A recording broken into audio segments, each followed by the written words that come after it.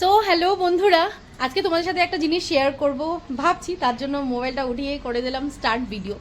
আর আমাদের পাশের বাড়ি দিদির বাড়িতে মন্দির বানিয়েছে, আমার এত ভালো লেগেছে। মানে এটা দেখে ইচ্ছা করছে যেন আমার বাড়িতেও এমন করে মন্দির আমি বানাতে পারি, যদি ভাগ্য থাকে বানাবো নিশ্চয়।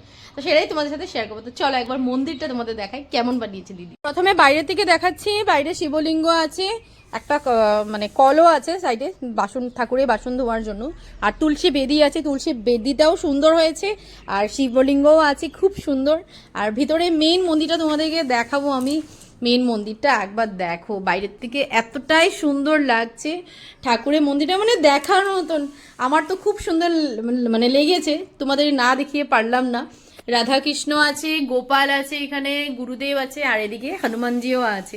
তো কেমন লাগছে নিশ্চয়ই কমেন্ট করে জানাবে। আমার তো খুব সুন্দর মনে হচ্ছে, যেন কোনো মন্দিরে এসে গেছি। তো তোমাদের যদি ভালো লেগে থাকে একটা লাইক করে দেবে। আর হ্যাঁ, কেমন লাগছে প্লিজ কমেন্ট করে নিশ্চয়ই জানাবে আমাকে।